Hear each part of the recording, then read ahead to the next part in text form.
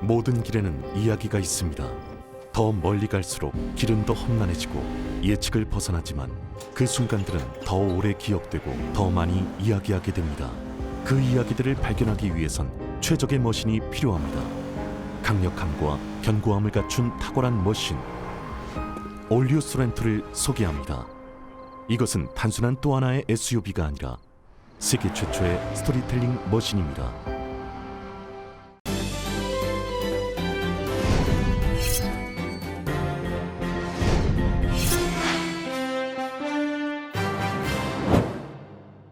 코로나 팬데믹 속 아시안을 겨냥한 증오범죄 사건이 급증하면서 오렌지 카운티 검찰이 증오범죄 수사와 처벌에 박차를 가하기 위해 증오범죄 전담반을 개설했습니다.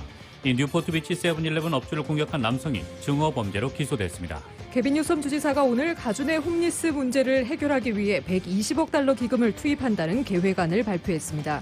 오렌지 카운티의 코로나 감염률이 급감하면서 다음 주에는 옐로우 티어로 진입할 수 있을 전망입니다. 코로나 팬데믹으로 지난 1년 3개월여간 폐쇄됐던 LA시청이 오는 6월 15일부터 운영을 재개한다고 밝혔습니다. LA 카운티 내 12세에서 15세까지 청소년들은 오는 13일부터 화이자 백신 접종 예약을 할 수 있다고 가주 보건국이 밝혔습니다. 남가주 지역 주택 가격이 급등하면서 가주민들의 주택 구입이 더욱 어려워지고 있습니다. 백신을 아직 맞지 않은 성인 가운데 11%만이 앞으로 적극적으로 맞겠다는 여론조사 결과가 나올 정도로 백신 수요가 급감하고 있습니다. 이에 조 바이든 대통령은 접종소를 오갈 때 무료로 우버를 태워주는 당근책까지 내놨고 뉴욕에서는 예약 없이 맞을 수 있는 지하철역 접종소를 운영하기로 했습니다.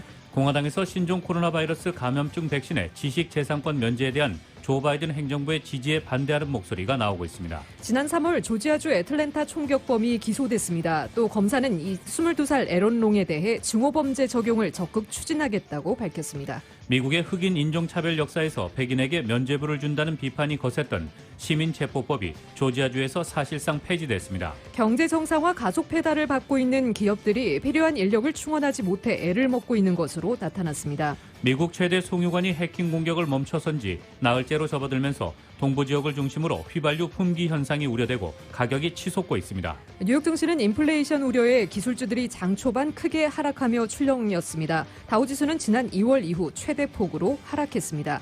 LA 지역 내일도 오전에 약간 구름 끼다가 차차 맑아지겠습니다. LA 지역의 내일 낮 최고 72도, 밤 최저 기온 58도입니다. 이상은 이 시간 주요 뉴스입니다.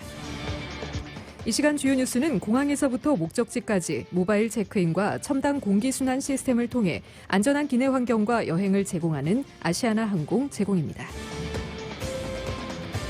애청자 여러분 안녕하십니까? 조희정입니다. 안녕하십니까? 이균호입니다. 2021년 5월 11일 화요일 라디오 서울 이브닝 뉴스 1부입니다.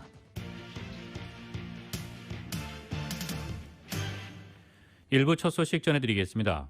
코로나 팬데믹 속 아시안을 겨냥한 증오범죄 사건이 급증하면서 오렌지 카운티 검찰이 증오범죄 수사와 처벌에 박차를 가하기 위해 증오범죄 전담반을 개설했습니다. 정현호 기자입니다. 오렌지 카운티 검찰이 증오범죄 전담반 헤이 크라임 유닛을 신설했습니다. 새로 출범한 증오범죄 전담반은 인종이나 피부색, 출신 국가, 종교, 장애, 성에 대한 편견으로 발생하는 증오범죄 사건을 전담하게 됩니다. 증오범죄 전담반은 3명의 검사와 2명의 수사관으로 구성됐으며 오렌지 카운티 검찰 내에서 하이 프로파일 사건을 전담하는 엘리트 유닛인 스페셜 프로스큐션의 감독하에 들어가게 됩니다. 헤이 크라임 유닛을 신설하게 된 것은 코로나 팬데믹을 계기로 오렌지 카운티 지역에서 아시안을 겨냥한 증오범죄가 빈발하고 있는 데 따른 것입니다. 오렌지 카운티 검찰의 킴벌리 에이드 공보관입니다. So we announced the creation of our new hate crimes unit today, which will have 3 specially trained prosecutors, 2 investigators, and is overseen by the head of our special prosecutions. These prosecutors and investigators are going to be dedicated solely to prosecuting crimes in which the perpetrators act based on a bias against the victim's race, color, religion. 최근 오렌지 카운티에서는 산책하던 한인 노부부가 폭행을 당하는가 하면 한인 모자가 타고 가던 차량에 돌덩이를 던져 차량을 파손시키고 남편의 장례식 날 80대 한인 미망인에게 너희 나라로 돌아가라는 손편지가 전달되는 등 증오범죄가 잇따르고 있습니다. 지난 2019년 1월 이후 오렌지 카운티 검찰에서 기소해 처벌한 증오범죄 건수는 이전에 비해서 2배가 늘었습니다. 지난 한 해 동안 전국 대도시에서는 아시안 증오범죄가 150%가 늘었습니다. 타드 스프리처 오렌지 카운티 검사장은 최근 이 지역에서 아시안 증오범죄 사건이 잇따르고 있어 커뮤니티 전체의 우려가 증폭되면서 증오범죄 사건 수사와 용의자 처벌에 주력하기 위해 증오범죄 전담반을 구성했다고 밝혔습니다. 오렌지 카운티 검찰은 증오범죄를 절대 용납하지 않겠다고 강조했습니다. 이를 위해 치안당국 수사관들에게도 증오범죄 수사에 대한 전문 트레이닝을 실시함으로써 증오범죄 사건을 저지를 경우 법이 허용하는 한도 내에서 가장 가혹한 처벌을 받도록 하겠다는 것입니다. Also send a very strong message to the people that would engage in hate-motivated crimes that is not going to be tolerated and we will prosecute these to the fullest extent of the law. 또 커뮤니티에도 증오범죄에 대한 계몽 활동을 병행할 계획입니다. 라디오 서울 뉴스 정현호입니다. 지난 3월 조지아주 애틀랜타에서 한인 4명을 포함해 아시아계 여성 6명 등 8명이 총격에 희생됐었습니다. 관련 사건의 총격범이 기소됐는데 검사는 22살 에런 롱에 대해 증오범죄 적용을 적극적으로 추진하겠다고 밝혔습니다. KBS의 보도입니다. 미국 조지아주 풀턴 카운티 대배심이 74살 박순정 씨 등 한인 4명을 살해한 혐의로 총격범 22살 에런 롱을 기소했습니다. 4건의 살인과 총기 소지, 무기를 이용한 공격과 국내 테러 혐의 등이 적용됐습니다. 에런 롱은 지난 3월 16일 조지아주 애틀란타 일대 3곳의 마사지 업소 등을 돌며 총격을 가해 한인 4명을 포함한 아시아계 6명, 백인 등 모두 8명을 숨지게 한 혐의를 받고 있습니다. 풀턴 카운티 소재 2곳에서 한인 여성 4명의 희생자가 나왔습니다. 풀턴 카운티 이외 체로키 카운티 등 다른 지역에서의 총격 살해 혐의에 대해선 사법기관 관할구역이 달라 별도의 기소와 재판이 이루어지게 됩니다. 타니 윌리스 풀턴 카운티 지방검사는 증오범죄로 기소할 의사가 있다는 통지서를 관할법원에 제출한 상태입니다. 지난 2020년 6월 통과된 조지아주의 증오범죄 관련법은 독립적으로 증오범죄만을 다루지 않도록 하고 있습니다. 먼저 살인이나 무기공격, 테러 등과 관련한 유죄 판결이 나면 이후 배심원이 증오범죄 여부를 결정해 추가로 형을 치르게 하는 방식입니다. 이에 따라 에런 롱은 살인과 총기 소지, 국내 테러 등의 혐의로 재판을 받고 유죄가 확정된 뒤에 추가적으로 증오범죄 혐의에 대한 재판 절차를 밟게 될 것으로 보입니다. 증오범죄 혐의가 추가될 경우 에런 롱은 최고 사형을 구형받을 수도 있는 것으로 알려졌습니다. 워싱턴에서 KBS 뉴스 금철현입니다. 뉴포트 비치의 세븐일레븐 매장에서 업주를 술병으로 공격한 남성이 증오범죄로 기소됐습니다. 코스타메사에 거주하는 64살의 데니 마틴 노러스는 지난 7일 뉴포트 비치의 세븐일레븐 매장에서 업주를 향해 술병을 던지고 복부를 가격한 혐의입니다. 용의자는 업주를 폭행하는 과정에서 이민자를 비하하는 인종비하 발언도 한 것으로 드러났습니다. 용의자는 한 건의 증오범죄 혐의와 한 건의 민권 위반 혐의 그리고 무기를 이용한 폭행 혐의로 오렌지 카운티 검찰에 기소돼 구금돼 있으며 4만 달러의 보석금이 책정돼 있습니다. 모든 혐의의 유죄 확정을 받을 경우 최고 7년의 실형을 받을 수 있습니다. 오렌지 카운티의 코로나 감염률이 급감하면서 다음 주에는 옐로우 티어로 진입할 수 있을 전망입니다. 오렌지 카운티는 현재 코로나 감염률이 주민 10만 명당 1.8명으로 떨어지면서 가장 규제가 완화된 단계인 옐로우 티어로 진입할 수 있을 것으로 보입니다. 카운티 당국은 오는 19일까지는 옐로우 티어 진입이 가능할 것으로 본다고 밝혔습니다. 개빈 뉴섬 주지사가 오늘 가준의 홈리스 문제를 해결하기 위해 120억 달러 기금을 투입한다는 계획안을 발표했습니다. 120억 달러는 주지사가 어제 발표한 1,000억 달러 규모의 캘리포니아 컴백 플랜의 일환입니다. 이 기금으로 6만 5천 명의 가주민들에게 주거시설을 마련해주고 4만 6천 개의 새로운 하우징 유닛을 마련한다는 내용입니다. 최소 2만 8천 개의 주거시설을 홈리스로 전락할 위험이 높은 시니어층과 지체장애가 있는 주민들에게 제공하자는 것이 골자입니다. 뉴섬 주지사는 5년 안에 홈리스 해결을 위해 홈리스 가정을 위한 주거시설 마련에 18억 5천만 달러를 투입하고 주민들이 홈리스로 전락하는 것을 방지하기 위한 렌트비 보조에 16억 달러를 투입할 것이라고 밝혔습니다. 또한 3만 6천 명의 홈리스들에게 쉘터를 제공하고 6천 개의 저렴한 하우징 유닛을 제공하는 홈리스 프로젝트 홈키를 확대하는 방안도 포함되어 있습니다. 남가주의 주택가격이 치솟으면서 주민들이 주택구입 능력지수가 하락했습니다. 캘리포니아 부동산협회에 따르면 캘리포니아 전역에서 주택구입 지수는 지난 2018년 중반 이래 가장 낮은 수치로 떨어졌습니다. 주택 매물 부족으로 주택가격이 치솟으면서 1년 전과 비교해 가주의 주택 중간가는 22% 이상 오른 상태입니다.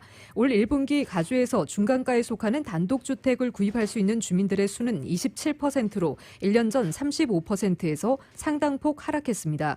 주택 중간 가격이 100만 달러에 달하는 오렌지 카운티의 경우 주택 구입이 가능한 주민들은 20%에 불과해 남가주에서 가장 주택 구입이 어려운 지역이 됐습니다. LA 카운티는 주택 중간가 68만 2천여 달러로 주택 구입이 가능한 주민의 수는 25%로 나타났습니다. LA 카운티 주민들의 경우 중간 가격대 단독 주택 유지에 필요한 월 페이먼트 3,110달러를 납부하려면 연소득 12만 4천 달러가 필요합니다. 오렌지 카운티의 경우 월 페이먼트 4,560달러를 내려면 연소득 18만 2,400달러가 돼야 합니다. 어제 LA 총영사관저에서 남가주 한국학원 정상화를 위한 비상대책위원회 해단식이 개최됐습니다. 지난 3월 남가주 한국학원 이사회에서 한인 커뮤니티에서 추천한 인사 6명 중 3명이 신임 이사로 선임된 데 따라 비대위를 해단하게 된 것입니다. 지난 3월 이사회에서는 박성수 전 LA 한인상공회의소 회장과 정영조 전 흥사단 미주위원회 위원장, 라이언 리 사립학원 관계자가 남가주 한국학원 신입이사로 선임됐습니다. LA 총영사관은 가주검찰의 조언에 따라 남가주 한국학원에 한인 커뮤니티에서 추천받은 5명을 선임한다는 계획으로 추가로 2명의 이사가 선임될 때까지 지속적으로 논의한다는 계획입니다. 코로나 팬데믹으로 지난 1년 3개월여간 폐쇄됐던 LA시청이 오는 6월 15일부터 운영을 재개합니다. 누리 마티네스 시의장 사무실 측은 다음 달 15일부터 LA시청이 운영을 재개하며 시의회 회의도 일주일에 3번씩 대면으로 진행될 것이라고 밝혔습니다. 코로나19 사태가 본격 시작된 지난해 3월부터 LA시청은 온라인을 통한 회의를 1년 넘게 진행해오다 캘리포니아 주정부의 경제 정상화 계획에 따라 대면 회의를 재개한 것입니다. 앞서 캘리포니아 주정부는 오는 6월 15일부터 코로나19 관련 제한령을 전면 해제하고 경제활동 완전 정상화 계획을 밝혔습니다.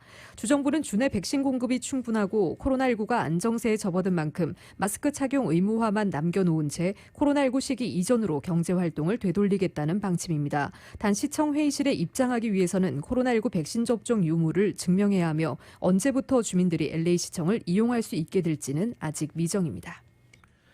한미 실버 모델 협회가 시니어 패션 모델 회원을 모집합니다. 실버 모델 협회 제니조 회장에 따르면 오디션을 통해 40명의 시니어 패션 모델 회원을 모집할 예정으로 이들 회원들은 모델 아카데미를 통해 전문 강사진으로부터 워킹, 매너, 화장법, 패션 등 체계적인 시니어 모델 수업을 받게 됩니다. 제니조 회장은 한인타운에서 의류, 병원, 마사지 체어, 건강식품 등 다양한 제품의 시니어층이 모델로 발탁되고 있다고 전했습니다. 만 55세 이상의 멋진 라이프 스타일을 추구하는 남녀 누구나 지원이 가능하며 오는 21일까지 이름, 나이, 거주지, 전화번호, 특기나 취미를 적은 후 전신 사진을 이메일로 보내면 됩니다. 1차 서류 합격자들은 오는 26일 개별적으로 합격 결과를 통보하며 6월 5일에 오디션을 진행해 11일 최종 합격자를 발표합니다. 오늘 오전 훔친 유홀 트럭을 타고 오렌지 카운티와 LA 카운티를 넘나들며 경찰과 추격전을 벌인 47세 남성이 2시간 동안의 추격전 끝에 체포됐습니다. 가주교통국에 따르면 용의자가 운전한 유홀 트럭 추격전은 오늘 오전 5시경 부에나파크에서 시작해 5시 15분 엘몬티 지역 60번 프리웨이 동쪽 방면으로 진입했습니다. 오전 5시 30분경 용의자 트럭은 5번 프리웨이 북쪽 방면으로 진입해 다우니 지역 605번 프리웨이 남쪽 방면 진입 전까지 5번 프리웨이에서 추격전을 이어나갔습니다. 오전 6시경 용의자의 트럭은 세리토스 지역 91번 프리웨이 동쪽 방면으로 진입한 후 부에나파크로 다시 향했고 두 앞바퀴에 바람이 빠져 불이 붙은 상태로 91번 프리웨이 서쪽 방면으로 향했습니다. 6시 45분 벨플라워 지역 91번 프리웨이에서 벗어난 후 용의자는 프리웨이 북쪽에서 불붙은 트럭에서 내려 도주했지만 오늘 오전 7시에 체포됐습니다. 조사관들에 따르면 트럭은 얼바인의 비즈니스 업소에서 훔친 것으로 확인됐으며 용의자는 검거 후 뉴스 카메라에 웃으며 굿모닝 LA라고 말한 것으로 나타났습니다. 12세부터 15세 사이의 청소년들의 화이자사 코로나 백신 접종이 연방식품의약국의 승인을 받고 질병통제예방센터의 승인을 기다리고 있는 가운데 가주보건당국 측은 11일 빠르면 오는 13일부터는 주 당국에서 관리하는 백신 접종 예약 사이트인 myturn.ca.gov에서 접종 예약을 잡을 수 있다고 밝혔습니다.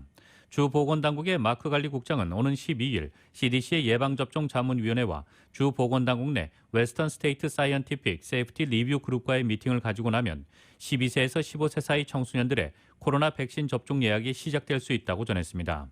주 보건국은 12세에서 15세 사이 미성년자의 접종이 승인됨에 따라 화이자 백신 운송과 보관에 필요한 물자도 준비 중이라고 밝혔습니다.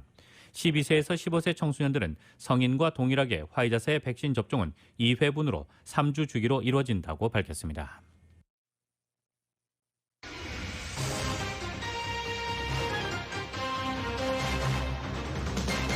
라디오 서울 이브닝 뉴스 1부 함께하고 계십니다. 이 시간은 LA와 가든그로브 두 곳에서 모시는 금강안경 검안과 1250만 불 교통사고 최고보상 교통사고 전문 천재 변호사 리차드 호프만, 빛으로 태어나는 당신은 카우나 미인, 100% 근적외선 마스크는 카우나뿐입니다. 정직한 빛 카우나 LED 마스크 공동 제공입니다.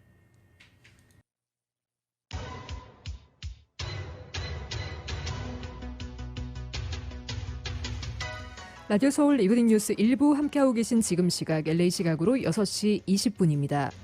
화요일 5시대 퇴근길 교통 상황입니다. 605번 프리웨이 사우스 방향 현재 워싱턴 블루버드 구간부터 로즈힐스 로드 구간 13마일에서 21마일대로 부분적으로 속도 떨어지고 있습니다. 710번 사우스 방향 애틀란틱 블루버드부터 16마일대로 속도 떨어집니다. 시저 차베스 애비뉴와 교차 지점까지 4마일에서 16마일대로 정체 심한 상태입니다. 5번 프리웨이 사우스 방향 슬라우슨 애비뉴부터 21마일대로 서행 시작되고 있고요. 60번 이스트와 교차 지점을 지나 10번 웨스트와 교차되는 지점까지 오늘 12마일에서 20마일대로 거북이 운행 중입니다. 또 이용 구간 110번 사우스와 교차된 바로 다운 구간부터 글렌데일 블루버드 구간도 18마일에서 22마일대로 가다 서다를 반복하고 있습니다. 벌두고 애비뉴부터 부에나 비스타 스트릿 구간도 12마일에서 19마일대로 정체 심한 상태입니다. 반대 5번 프레이 놀스 방향입니다. 110번 놀스와 교차 지점부터 속도 떨어지고 있습니다. 그랜드 비스타 애비뉴와 교차 지점까지 9마일에서 21마일대로 정체 현상 보이고 있습니다. 벌뱅크 블루버드 구간부터 134번 이스트와 교차 지점도 5번 놀스 방향 역시 12마일에서 16마일대로 거북이 운행 중입니다. 110번 놀스 방향 마틴 루터 킹 블루버드 구간부터 20마일대로 속도 떨어지고 있습니다. 101번 놀스와 교차 지점까지 9에서 20마일대로 속도 떨어지는 중입니다. 110번 사우스 방향입니다. 버논 애비뉴부터 10마일대 정체 시작되고 있고요. 101번 사우스와 교차 지점까지 오늘 8마일에서 12마일대로 거북이 운행 중입니다. 이 구간 지나시는 분들 참고하시기 바랍니다.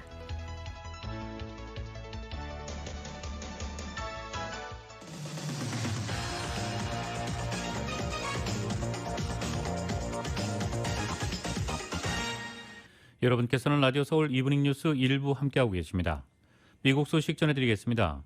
미국 내에서 백신을 맞지 않은 성인 가운데 11%만이 앞으로 적극적으로 맞겠다는 여론조사가 나올 정도로 백신 수요가 급감하고 있습니다. 조 바이든 대통령은 접종소를 오갈 때 무료로 우버를 태워주는 당근책까지 내놨고, 뉴욕에서는 예약 없이 맞을 수 있는 지하철역 접종소를 운영하기로 했습니다. YTN의 보도입니다. AP통신과 시카고대 여론연구센터가 최근 미국 18세 이상 성인 1,842명을 상대로 한 조사에서는 아직 백신을 맞지 않았다고 답한 사람이 35%에 달했습니다. 이 가운데 확실히 접종하겠다는 불과 11%, 아마도 맞을 것 같다는 27%로 나타났습니다. 3분의 2가량은 앞으로도 맞지 않겠다고 답했습니다. 이를 반영하듯 최근 백신 접종이 크게 줄고 있습니다. 하루에 최고 400만 명에 이르던 것이 최근에는 200만 명 아래로 떨어졌습니다. 백신 공급 물량을 반납하는 주들도 속출하고 있습니다. 바이든 대통령이 정한 7월 4일까지의 목표에 경고등이 켜진 겁니다. Our goal by July 4th is to have 70% of adult Americans with at least one shot and 160 million Americans fully vaccinated. 백악관은 접종률을 끌어올리기 위해 무료 운송수단을 제공하기로 했습니다. 접종소에 오갈 때 차량 공유업체 우버나 리프트를 공짜로 탈 수 있도록 제휴했다고 밝혔습니다. Uber and Lyft are both going to offer everyone free rides to and from vaccination sites.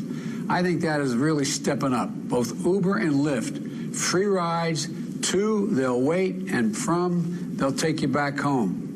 뉴욕주는 관광객들에게 접종하는 서비스를 도입했습니다. 지하철 6곳에서 예약 없이 한 번만 맞으면 되는 얀센 백신을 놔주기로 했습니다. 주소 증명도 필요 없고 7일 동안 사용할 수 있는 교통카드도 선물로 줍니다. 이렇듯 총력을 기울이고 있지만 백신 거부층이 얼마나 호응할지는 미지수여서 백신과 관련해 내건 목표를 연이어 달성했던 바이든 정부로서는 처음으로 난관에 부딪히고 있습니다. 워싱턴에서 YTN 강태욱입니다. 유럽연합이 이르면 이달 중 12살에서 15살 사이 청소년을 대상으로 코로나19 백신 접종을 시작할 것으로 보입니다. 유럽연합 회원국들은 올여름 관광 활성화를 위한 디지털 증명서 도입을 논의 중인데 다음 달 초에는 결론이 나올 것으로 보입니다. KBS의 보도입니다. 유럽의약품청 EMA는 이르면 이달 중 12살에서 15살 사이 청소년에 대한 화이자 바이오엔테크 백신 접종을 승인할 것으로 보입니다. 에머쿡 EMA 청장은 현재 6월이 목표지만 5월 말로 앞당길 수 있도록 노력하고 있다고 밝혔습니다. 화이자와 바이오엔테크는 지난달 30일 EMA에 자사 백신 접종 대상을 12살에서 15살까지로 확대해 줄 것을 요청했습니다. 화이자 백신은 현재 EU에서는 16살 이상을 대상으로 승인이 나 있습니다. 앞서 미국 식품의약국 FDA가 현지 시간 11일 12살에서 15살 연령대에 대해 긴급 사용을 승인했습니다. 한편 올여름 관광 재기를 목표로 디지털 코로나 증명서 도입을 추진하고 있는 EU는 이르면 6월 안에 작업을 마무리할 계획입니다. EU 집행위원회는 현지 시간 11일 회원국들과 관련 논의를 진행했습니다. EU가 준비 중인 디지털 그린 증명서는 백신 접종 완료자, 음성 판정자, 코로나19에서 회복돼 항체를 가진 EU 거주자에게 발급됩니다. 일부 회원국에선 지난 10일부터 관련 기술을 시험하기 위한 2주 일정의 시범 사업이 시작됐습니다. 베를린에서 KBS 뉴스 김기수입니다. 공화당에서 신종 코로나 바이러스 감염증 백신의 지식재산권 면제에 대한 조 바이든 행정부의 지지에 반대하는 목소리가 나오고 있습니다. 정치 전문 매체 더 힐에 따르면 몬태나주가 지역구인 공화당 스티브 데인스 상원 의원은 바이든 대통령과 캐터린 타이 무역대표부 대표에게 서한을 보내 지재권 면제에 대한 지지를 거두라고 촉구했습니다. 그는 지재권 보호 면제는 미국의 오랜 가치에 어긋나며 국제적으로 접종을 신속하게 하지도 않을 것이라고 주장했습니다. 데인스 의원은 이어 중국과 러시아 등의 좋은 일만 될 수 있다는 지적도 했습니다. 그는 미국 과학자들이 수년간 힘들게 노력하고 독창성을 투입한 데다 수십억 달러의 미국 투자가 들어간 지식 재산을 내줌으로써 중국과 러시아 같은 적국에 기술적 횡재를 건넬 수 있다고 밝혔습니다. 노스캐롤라이나주가 지역구인 공화당 리처드 버 상원 의원도 이날 상원 보건위원회 청문회에서 지식재산권 보호는 우리가 이 생명을 구하는 제품을 갖고 있다는 이유라면서 세계가 가장 필요로 할 때 나서주었던 혁신가들에게 어긋나게 행동하지 않으면서 각국을 돕고 국제적으로 백신 생산을 지원할 방법이 있다고 강조했습니다. 바이든 대통령은 전 세계적으로 백신 지재권 면제의 목소리가 커지던 지난 5일 코로나19 백신 지재권 면제를 지지하는 입장을 공개 표명했습니다. 민주당 하원 의원 110명도 그에 앞서 면제 지지를 촉구하는 서한을 바이든 대통령에게 보냈습니다. 바이든 대통령의 지재권 면제 지지에 세계보건기구 등 각지에서 환영 입장을 표했으나 독일이 반대에 앞장서는 등 유럽연합에서는 부정적 기류가 표출되고 있습니다. 백신 제조사인 화이자의 알버트 불라 최고 경영자도 반발하고 있습니다. 미국의 흑인 인종차별 역사에서 백인에게 면죄부를 준다는 비판이 거셌던 시민체포법이 조지아주에서 사실상 폐지됐습니다. 브라이언 캠프 조지아주 지사는 남북전쟁 시절에 만들어진 시민체포법을 철회하는 내용의 법안에 어제 서명했습니다. 남북전쟁 기간인 1863년 제정된 이 법은 범죄를 저질렀다고 믿을 만한 타당한 이유가 있는 경우 경찰이 아닌 일반인에게도 용의자를 체포할 수 있는 권리를 부여했습니다. 이 법의 연원은 중세 영국으로 거슬러 올라갑니다.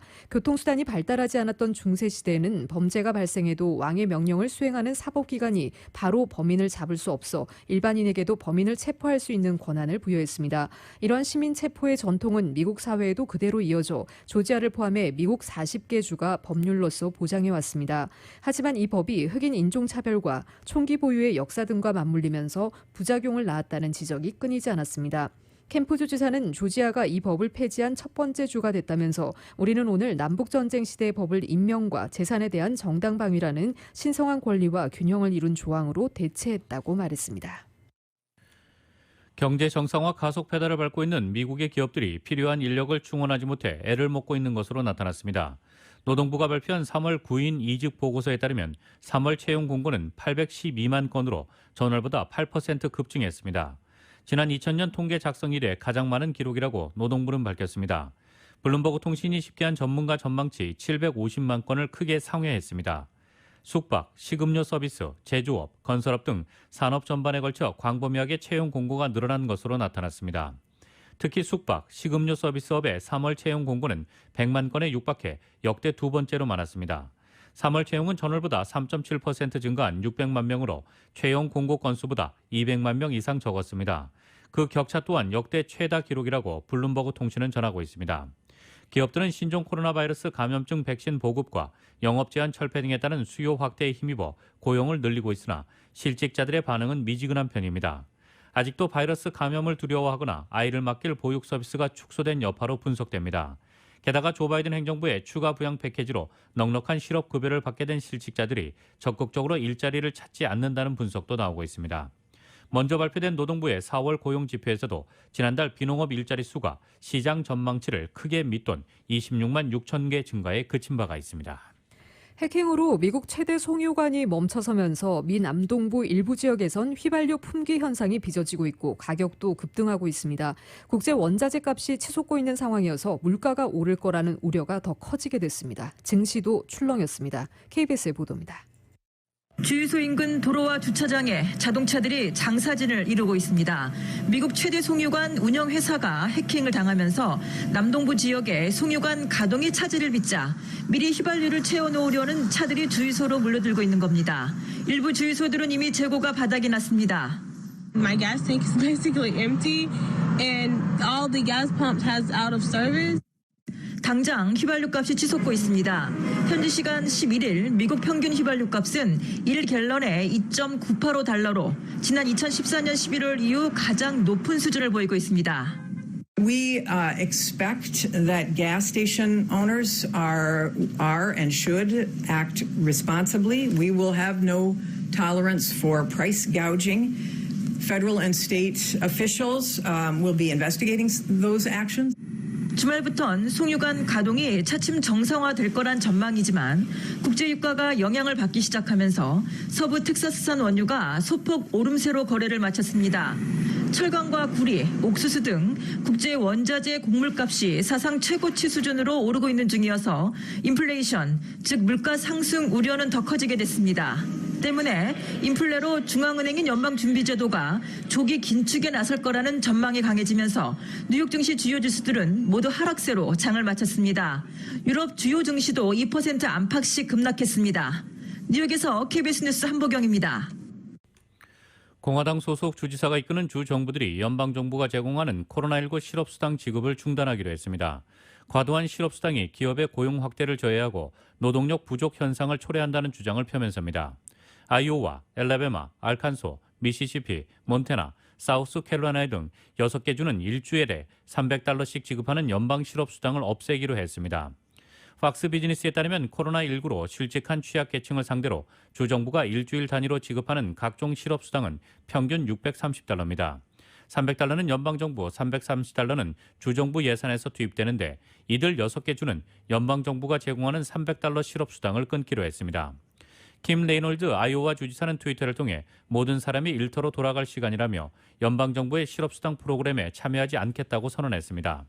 케이트 리브스 미시시피 주지사도 실업수당 프로그램이 더는 필요하지 않다고 밝혔습니다. 실업수당이 노동력 부족 현상이 원인이 되고 있다는 주장은 지난 7일 미국의 4월 고용지표가 발표된 뒤 더욱 힘을 얻었습니다. 노동부에 따르면 비농업 일자리는 지난달 26만 6천 개 늘어 100만 개 증가를 예상했던 시장 전망치에 크게 못 미쳤습니다. 동예루살렘 내 이슬람 3대 성지인 알-아크사 사원에서 벌어진 팔레스타인 주민들의 시위와 이스라엘 경찰의 강경 진압이 양측의 군사적 충돌로 확대됐습니다. 팔레스타인 무장정파 하마스가 이스라엘을 겨냥해 로켓포 공격을 가했고 이스라엘은 전투기까지 동원해 보복 공격에 나서며 사망자가 속출하고 있습니다. YTN의 보도입니다. 가자 지구에서 발사된 로켓이 이스라엘 남부 아슈켈론의 한 건물을 강타합니다. 팔레스타인 무장정파 하마스의 로켓포 공격입니다. 가자 지구에서는 이스라엘 전투기의 공습으로 건물이 부서지고 주민들이 대피합니다. 이스라엘과 팔레스타인의 군사 충돌로 빚어진 비극적인 모습입니다. 종교활동 제한과 정착촌 갈등이 불씨가 돼 지난 7일부터 알-아크사 사원에서 팔레스타인 시위대와 이스라엘 경찰 간 충돌이 나흘째 이어지다 결국 무력 충돌로 격화된 것입니다. 이스라엘 경찰의 진압으로 팔레스타인 주민 300여 명이 다치자 하마스가 이스라엘을 겨냥한 로켓포 공격을 시작했습니다. 이스라엘군은 전투기 등을 동원해 하마스군 지휘관과 시설 등을 겨냥한 보복 공습을 했습니다. 팔레스타인 당국은 이스라엘의 공습으로 인한 사망자가 28명이며 150여 명이 부상했다고 밝혔습니다. 로켓포 공격이 이틀째 이어지면서 이스라엘에서도 2명의 사망자와 30여 명의 부상자가 나왔습니다. 이스라엘 방위군과 회의를 한 네타냐후 총리는 강경한 입장을 밝혔습니다. הסיכום של הישיבה הוא להגביר עוד יותר גם את עוצמת התקיפות וגם את קצב התקיפות. 하마스도 성명을 통해 이스라엘이 예루살렘에 대한 노선을 바꾸기 전에는 어떤 희생이 따르더라도 저항을 계속할 것이라며 항전 의지를 다졌습니다. 2007년 하마스가 가자 지구를 점령한 이후 3차례의 전쟁과 수많은 교전을 벌여온 양측의 항전 의지가 워낙 강해 군사 충돌을 끝내기가 쉽지 않아 보입니다. YTN 김진호입니다. 조 바이든 행정부는 격화하는 이스라엘과 팔레스타인 가자지구 무장정파 하마스 간의 무력 충돌과 관련해 하마스의 공격을 비난하면서도 양측 모두의 자제를 촉구했습니다. 또 예루살렘이 공존의 공간이 되어야 한다며 이스라엘을 압박하기도 했습니다. 젠사키 백악관 대변인은 오늘 브리핑에서 미국은 예루살렘 등에 대한 하마스의 로켓 공격을 비난한다면서 바이든 대통령의 이스라엘 안보에 대한 지지는 기본 원칙이며 결코 흔들리지 않을 것이라고 말했습니다. 사키 대변인은 전 세계 신앙인에게 매우 중요한 도시인 예루살렘은 공존의 장소가 되어야 한다고 강조했습니다. 또 양측 간 충돌을 보고받은 바이든 대통령이 이 지역의 긴장 완화에 초점을 두고 있다고 전했습니다. 네드 프라이스 국무부 대변인도 브리핑에서 현 사태로 인한 긴장 고조에 깊은 우려를 표명하면서 양측의 자제를 촉구했습니다. 프라이스 대변인은 이날 토니 블링컨 국무장관이 가비 아슈케나지 이스라엘 외교장관과 통화했다고 밝힌 뒤 이스라엘은 스스로 방어하고 로켓 공격에 대응할 권리가 있고 팔레스타인 국민 또한 이스라엘과 마찬가지로 안전과 안보에 대한 권리가 있다며 양측 모두가 자제하고 진정할 것을 요구한다고 말했습니다. 사키 대변인도 우리는 팔레스타인인과 이스라엘이 동등하게 자유와 안보, 존엄과 번영을 누릴 자격이 있다고 믿는다고 언급했습니다.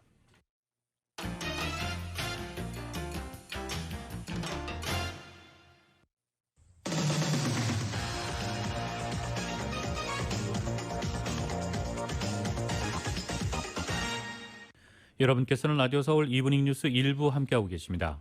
한국 소식 전해드리겠습니다. 문재인 대통령이 임혜숙, 박준영, 노영욱 새 장관 후보자에 대한 인사청문 경과 보고서를 보내달라고 국회에 다시 요청했습니다. 일단 국회에 나흘의 협상 시간을 준 것인데 이 기간 안에 결론이 나지 않으면 문 대통령이 결단을 내리게 됩니다. YTN의 보도입니다. 공은 다시 국회로 넘어갔습니다.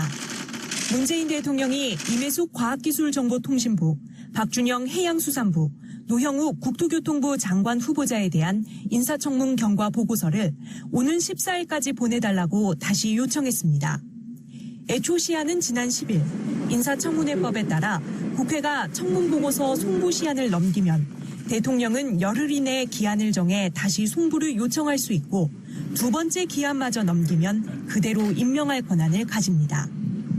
문 대통령은 취임 4주년 특별연설후 질의응답에서 야당이 반대한다고 해서 인사검증 실패라고 생각하진 않는다고 밝혔습니다.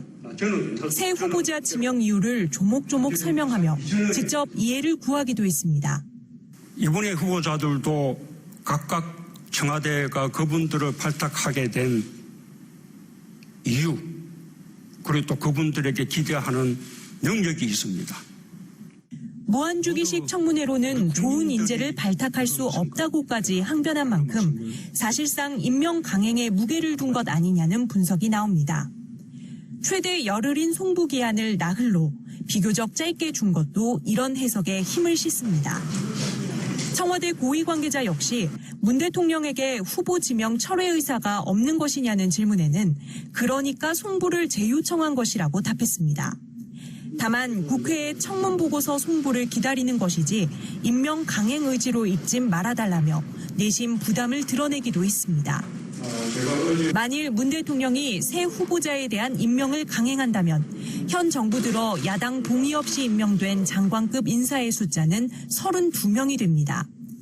지난 재보궐선거 참패 이후 정부 여당도 오만과 독선이라는 비판을 마냥 외면할 수 없는 게 사실입니다. 만약 여당 안에서도 의견이 하나로 모이지 않거나 일부라도 낙마 결론을 내리게 되면 문 대통령의 부담은 한층 커지게 됩니다. YTN 나연수입니다. 검찰이 이성윤 서울중앙지검장을 수사심의위원회 기소 권고에 따라 오늘 재판에 넘길 방침인 것으로 알려졌습니다. 조남관 검찰총장 직무대행이 이 지검장을 기소하겠다는 수사팀 의견을 최종 수용한 것으로 확인됐습니다. 이 지검장의 거취가 일단 관심인데 박범계 법무부 장관은 말을 아끼면서도 기소와 거취는 별개라는 뜻을 시사했습니다. YTN의 보도입니다. 이성윤 서울중앙지검장을 재판에 넘기는 게 타당하다는 검찰 수사심의위원회 결정 다음 날 시선은 이 지검장의 김학의 전 차관 불법 출국 금지 수사 외압 의혹을 담당하는 수원지방검찰청에 쏠렸습니다. 이 지검장 기소가 초읽기에 들어간 것과 다름없기 때문입니다. 예상대로 수원지검 수사팀은 곧바로 이 지검장을 기소하겠다고 대검찰청에 보고했고 조남관 검찰총장 직무대행도 이를 최종 승인한 것으로 파악됐습니다. 다만 부가적인 행정 절차 등 여러 복합적인 이유를 고려해 기소 시점은 오늘이 유력한 것으로 전해졌습니다. 특히 수원지검 수사팀은 김학의 불법 출금 사건의 당사자인 이규원 검사 사건과 함께 재판해달라는 병합 신청을 위해 수원지법이 아닌 서울중앙지법에 기소할 예정인데 이에 필요한 직무대리 발령도 요청한 상태입니다. 기소 권고에 말을 아낀 이성윤 지검장은 평소 이용하던 지하주차장이 아닌 중앙지검 현관으로 출근해 업무에 임했습니다. 이런 가운데 출입기자단 간담회를 연 박범계 법무부 장관은 이 지검장 기소 권고와 향후 거취에 가급적 말을 아꼈습니다. 뭐라고 말씀드릴 게 아직 없습니다. 아직은 특별히 그런 생각 해본 적이 없습니다. 하지만 기소돼 재판을 받는 것과 직무 배제, 징계는 별도의 절차고 제도라면서 기소된다고 해서 무조건 직무 배제나 징계 절차를 밟진 않을 수도 있음을 시사했습니다. 또 김학의 전 차관 사건은 검찰 역사에 묻힐 수 없는 사건이라면서 지난 2013년부터 현재까지 사건 전체의 명과 암을 다시 짚어야 한다는 의미심장한 말까지 남겼습니다.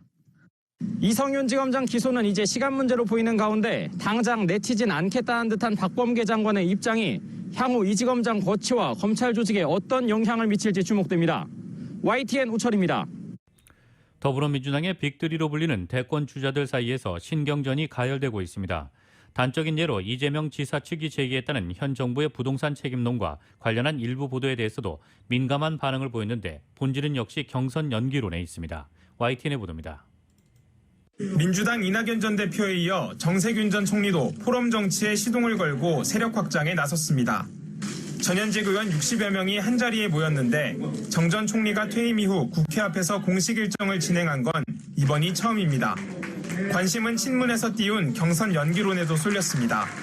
정 전 총리는 이전에도 경선 일정을 바꾼 전례가 있다며 연기 가능성에 무게를 실으면서도 지도부가 처리할 일이라는 원론적인 입장을 나타냈습니다. 이재명 지사 측이 현 정부의 부동산 책임론을 제기했다는 확인되지 않은 보도에 대해서도 예민한 반응을 보였습니다. 이른바 빅3 사이에서의 견제가 가열되고 있다는 의미입니다. 당연히 책임이 있죠. 그리고 아마 지자체에서도 할 수 있는 일이 많이 있었을 거예요. 같은 날 청년 주거간담회를 연 이낙연 전 대표도 이에 대한 자신의 입장을 적극적으로 밝히기도 했습니다. 책임을 다하기 위해서 지금 노력하고 있죠. 충분치 않은 것들은 제가 그동안에 몇 가지 대안을 지금 내놓고 있습니다. 여권 주자 가운데 여론조사 1위를 달리고 있는 이재명 경기지사는 오늘 전국 조직을 띄우고 본격적인 대권 레이스에 들어갑니다. 이 지사는 다음 달 안에 대선 출마를 공식 선언해 경선 연기론을 견제하겠다는 계획까지 세우고 있는 것으로 전해졌습니다. 이로써 빅3로 불리는 민주당 대선 주자들의 대권 레이스를 도울 조직의 실체가 모두 드러나게 됩니다. 이제는 조직 대 조직의 대결로 서서히 접어든 만큼 이전보다 더 치열한 신경전이 예상됩니다. YTN 김태민입니다.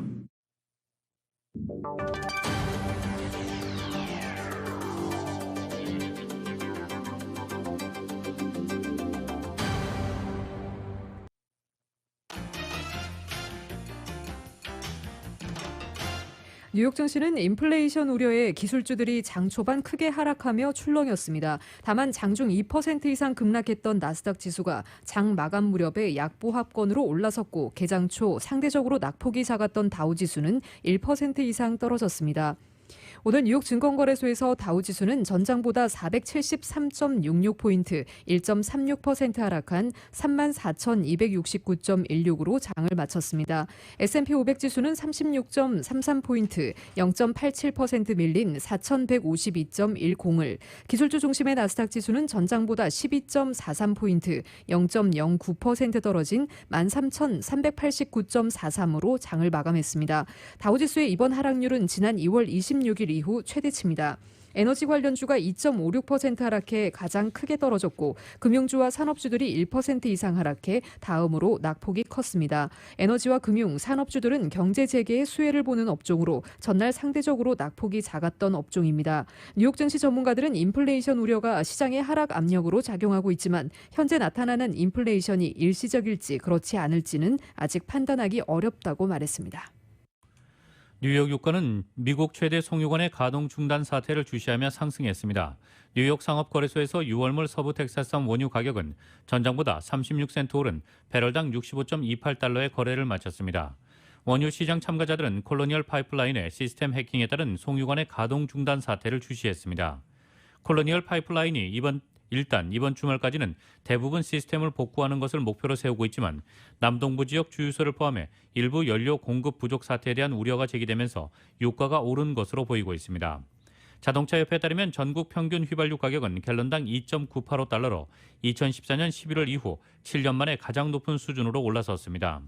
트리플A는 성명을 통해 콜로니얼 파이프라인의 셧다운 반응에 이번 주 휘발유 가격이 더 오를 것으로 예상한다며 송유관 중단이 길어질수록 동부 해안에 미치는 영향은 더 커질 것이라고 말했습니다.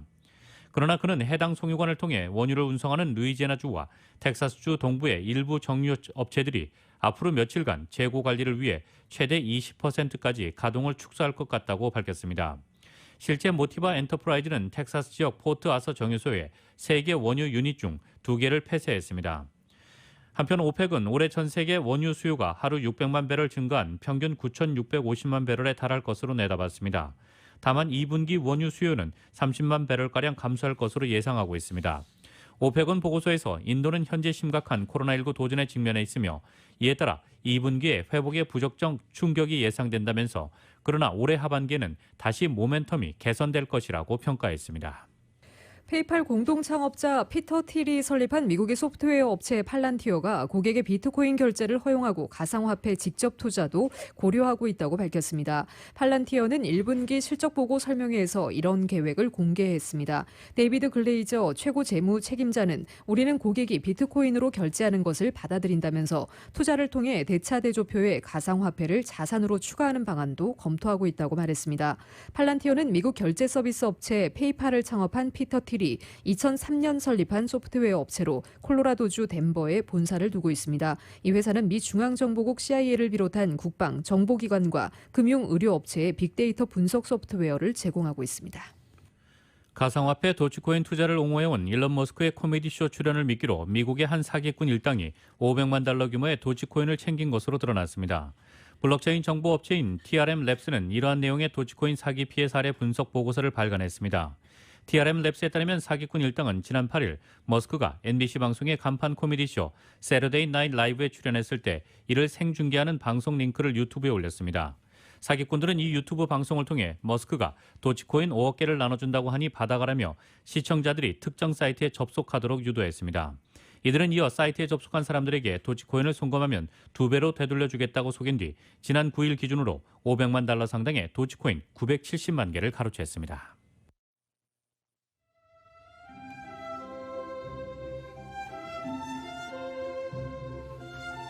5월 11일 화요일 오늘 밤과 내일 날씨입니다. 수요일인 내일도 오전에 약간 흐리다가 오후 들면서 차차 맑아지겠고 낮 기온 오늘과 비슷하겠습니다. 한편 오는 주말과 다음 주 초까지는 낮 기온이 70도를 밑돌아 조금 더 서늘해질 전망입니다. LA 한인타운의 내일 낮 최고 기온 72도, 밤 최저 기온 58도입니다. 오렌지 카운티 지역 79도, 60도, 벨리와 인랜드 엠파이어 지역 82도, 55도, 해안 지역의 내일 낮 최고 64도, 밤 최저 57도입니다. LA 지역 오늘 밤도 약간 흐리겠습니다. 밤 최저 기온 58도입니다. 한국은 오늘 전국에 구름 많다가 오후 들면서 차차 맑아지겠습니다. 서울의 오늘 낮 최고 기온 화씨 78도, 밤 최저 기온 화씨 53도입니다. 라디오 서울 이브닝 뉴스 1부 이 시간은 LA와 가든그로브 두 곳에서 모시는 금강안경 검안과 1250만 불 교통사고 최고보상, 교통사고 전문 천재 변호사 리차드 호프만, 빛으로 태어나는 당신은 카우나 미인, 100% 근적외선 마스크는 카우나뿐입니다. 정직한 빛 카우나 LED 마스크 공동 제공이었습니다. LA 시각으로 5시 56분입니다. LA 지역의 현재 기온 69도, 습도 61% 나타내고 있습니다. 잠시 후 6시 라디오 서울 이브닝 뉴스 2부가 방송됩니다.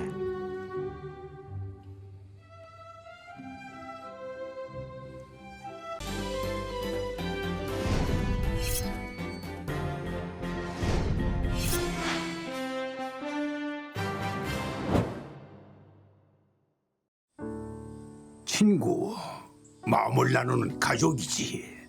젊을 때나 지금이나 함께 같은 세월을 살아가는 게 참 소중해. 한결같이 옆에서 성실하게 있어줘서 든든해. 한 번 더 걷고 한 번 더 웃어야지 건강하게.